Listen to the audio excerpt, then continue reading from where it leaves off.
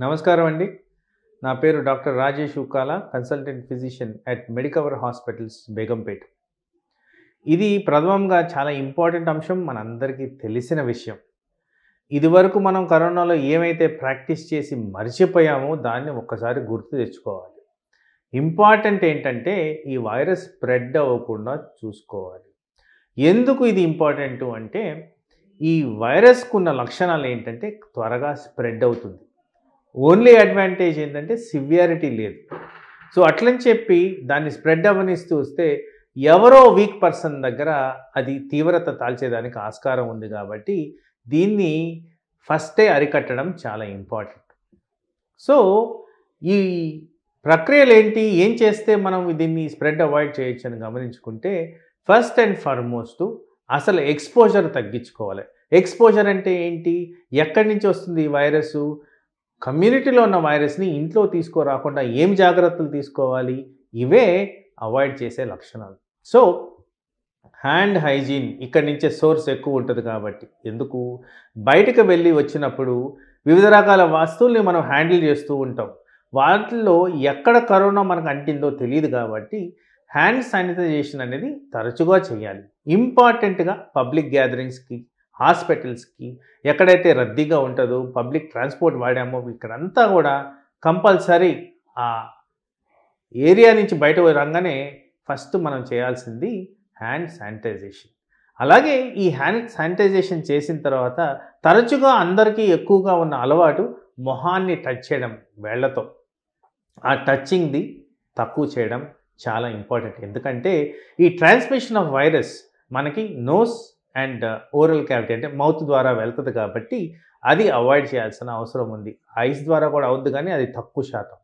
So ఫేస్ని వేళ్లతో touch చేయకపోవడం, దాన్ని అవాయిడ్ చేయడం ద్వారా మనం అది కూడా ప్రివెంట్ చేస్తాం. అలాగే మనందరికీ తెలిసిన విషయం ఫేస్ మాస్క్. ఫేస్ మాస్క్ అంటే ఏదో హ్యాండ్ కర్చీఫ్ కట్టుకోవడం, స్కార్ఫ్ కట్టుకోవడం కాదండి. ప్రాపర్లీ గవర్నింగ్ బాడీ ఇచ్చిన డైరెక్షన్స్ మేరకు ఫేస్ మాస్క్ వాడడం ఇంపార్టెంట్. అది మీరు ఉండే ప్రదేశాన్ని బట్టి ఇంటర్నెట్లో ఇది available information, A type of face mask వాడచ్చు అనేది కూడా మనకి డీటెయిల్స్ ఉన్నాయి. సాధారణంగా ఒక కామన్ మ్యాన్కి నార్మల్గా మనకి రోడ్ సైడ్ దొరుకుతున్న బ్లూ కలర్ ఫేస్ మాస్క్ కూడా సరిపోతుంది. ఇంకా హెల్త్ కేర్ వర్కర్స్ కొద్దిగా డిఫరెంట్ మాస్క్స్ వాడతారు. మీరు కానీ హాస్పిటల్ విజిట్, ఎవరైనా కరోనా ఎఫెక్టెడ్ విజిట్ చేస్తే ఆ స్పెషల్ మాస్క్లు వాడాల్సిన అవసరం ఉంది. అలాగే హ్యాండ్ వాష్, హ్యాండ్ శానిటైజేషన్ గురించి మాట్లాడాము, హ్యాండ్ వాష్ గురించి కూడా మాట్లాడాలి. హ్యాండ్ వాష్ అనేది మోస్ట్ ఇంపార్టెంట్ వే ఆఫ్ ఈ prevention of infection. So hand wash మనం చేయాల్సింది ఓన్లీ 20 సెకండ్స్. ఈ 20 సెకండ్స్ చేయడం కూడా చాలామందికి కష్టంగా ఉంటుంది. ప్రిఫరబుల్లీ సోప్ వాటర్తో చేస్తే ఎక్కువ శాతం ఈ క్రిములు మన హ్యాండ్స్ నుంచి తొలగిపోతాయని సూచనలు. ఎక్కడైతే సోప్ అండ్ వాటర్ ఉండదో అప్పుడే మనం ఆల్కహాల్ రబ్బు వాడాల్సిన పరిస్థితి. సో ఇంపార్టెంట్గా హ్యాండ్ వాష్ అనేది ప్రాపర్గా చేస్తూ ఇన్స్ట్రక్షన్స్ మేరకు అది క్లీన్ చేసుకోవడం ఇంపార్టెంట్. తర్వాత సోషల్ డిస్టెన్సింగ్ అంటే ఏంటి, ఆ 6 feet డిస్టెన్సే కాకుండా మనం అనవసరంగా ఎక్కడైనా ఎక్స్పోజర్ కాకుండా కాపాడుకోవడం. సో సరదాగా మాల్కి వెళ్ళి ఆ విండో షాపింగ్ చేసొద్దాం, లేకపోతే తెలిసిన ఫ్రెండ్ది ఏదో దూరపు బంధువులు ఎక్కడదో ఫంక్షన్ ఉందంటే దాన్ని అవాయిడ్ చేయడం. ఎందుకంటే ఇలాంటి వాటి వల్ల ఇలాంటి ప్రదేశాల్లో ఈజీగా వైరస్ స్ప్రెడ్ అవుతుందని గమనించారు కాబట్టి అన్నెసరీ గ్యాదరింగ్ అవాయిడ్ చేసుకుంటే మంచిది.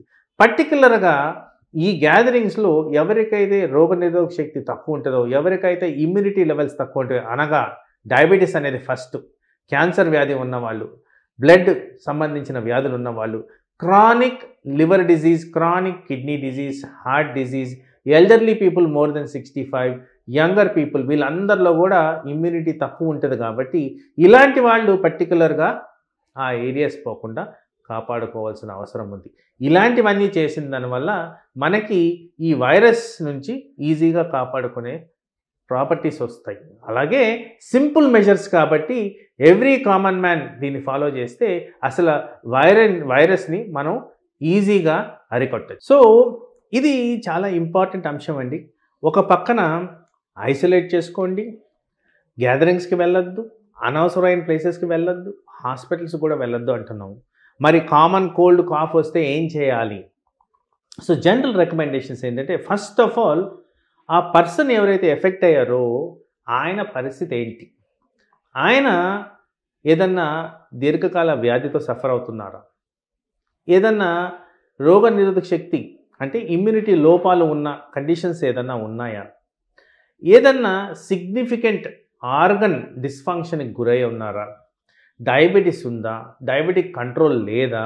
ఎవరికైతే ఎక్స్‌పోజర్ వచ్చిందో ఆ ఎక్స్‌పోజర్ కారణం ఏదైనా తీవ్ర రూపం దాల్చే అవకాశం ఉందా? ఇలాంటివన్నీ గ్రహించాల్సిన అవసరం ఉంది. సో, ఇన్ జనరల్ ఎవరికైతే ఈ వైరల్ ఇన్ఫెక్షన్స్ ఉంటాయో self isolation, self home remedies acceptable. కానీ ఇది ఇంటెన్సిటీ పెరుగుతూ వచ్చి మనకి కాంప్లికేషన్స్ రాకుండా కాస్త కామన్ సెన్స్ అనేది వాడాల్సిన అవసరం ఉంది. జనరల్‌గా నేను గమనించేది ఏంటంటే ఇది వైరల్ ఇన్ఫెక్షన్ అని గ్రహించినా గానీ ఇష్టం వచ్చినట్టు యాంటీబయాటిక్స్ వాడడం అనేది జరుగుద్ది. ఈ యాంటీబయాటిక్స్‌లో కూడా కామన్ మ్యాన్‌కి తెలియనిది ఏంటంటే ప్రతి యాంటీబయాటిక్ ఒకే విధంగా పనిచేయదండి. కొన్ని పర్టిక్యులర్ యాంటీబయాటిక్సే ఇలాంటి కండిషన్స్‌లో తోడ్పడతాయి. అవి ఎవరు వాడాలి? ఎందుకు వాడాలి? ఎంత డోసుల్లో వాడాలి? అది ఎక్స్‌పర్ట్ ద్వారానే తెలుసుద్ది కానీ స్వతహాగా తీసుకున్న దానివల్ల నష్టాలకే గురవుతున్నారు. సో, సింపుల్ హోమ్ రెమెడీస్ అంటే ఒక కాఫ్ సిరప్. ఆ కాఫ్ సిరప్స్‌లో కూడా నేను తరచుగా నా ప్రాక్టీస్‌లో గమనించింది ఏంటంటే 2 టైప్స్ ఉంటాయి. ఎక్స్‌పెక్ట్రెంట్ అని ఉంటది. కాఫ్ సప్రెసెంట్ అని ఉంటది. ఎక్స్‌పెక్ట్రెంట్ అంటే దగ్గుని బయటికి తీసుకొచ్చేది, పుట్టిచ్చేది. అనవసరంగా ఈ మిక్సప్‌లో ఏదైతే అవసరం లేదో అది వాడడం నేను గమనించాను. అలాంటి దానివల్ల వీళ్ళకి సైడ్ ఎఫెక్ట్స్ పెరగడమే కాకుండా ఈజీగా తగ్గిపోవాల్సిన సమస్య కాస్త పెరిగి కాంప్లికేషన్స్‌కి దారితీస్తుంది. సో, అలాంటి సమస్యలు రాకుండా కామన్ సెన్స్ వాడుతూ ఈజీగా సింపుల్‌గా వాడాల్సిన మెడిసిన్స్ పారాసిటమాల్, సిట్రిజిన్ ఇలాంటివి వాడిన తర్వాత తగ్గకపోతే డాక్టర్‌ని సంప్రదించి డాక్టర్ సలహాలు సూచనల మేరకు ఒకవేళ అవసరమైతే బ్లడ్ టెస్టులు చేసుకుంటూ ఆయన ఇచ్చిన మందులు ఆ విధంగా వాడితే బెటర్. ఇది చాలా ఇంపార్టెంట్ అంశం. సో, ఇన్ జనరల్ చెప్పాలి అంటే యెస్, హోమ్ రెమెడీస్‌తో స్టార్ట్ అవ్వండి. కాంప్లికేషన్స్ పెరుగుతుంటే డాక్టర్‌ని సంప్రదించింది ఆయన చెప్పిన సలహాలు సూచనలు పాటిస్తూ టెస్టులు చేసుకొని కన్ఫర్మ్ చేసుకోవడం అనేది best way of dealing with flu. అదే కాకుండా మనందరం కూడా ఒక అవేర్‌నెస్‌కి రావాల్సింది ఏంటంటే వ్యాక్సినేషన్ అనేది ఇంపార్టెంట్. వ్యాక్సినేషన్ వల్ల డిసీజ్ ప్రివెంట్ అవుతది. అలాగే రోగనిరోధక శక్తి పెంచే అంశాలు ఏవైతే ఉంటాయో అంటే యాక్టివ్‌గా ఎక్సర్సైజ్ చేయడం, ప్రాపర్‌గా తినడం, ప్రాపర్ డైట్ మెయింటైన్ చేయడము, షుగర్ వ్యాధి రాకుండా కాపాడుకోవడం, ఇలాంటి అవయవాల డిస్‌ఫంక్షన్ రాకుండా కాపాడుకోవడం, తర్వాత ప్రాపర్‌గా రెస్ట్ తీసుకోవడం, ప్రాపర్‌గా స్లీప్ చేయడం వల్ల కూడా ఇలాంటి డిసీజెస్ తీవ్రత రాకుండా మనం కాపాడుకోవచ్చు.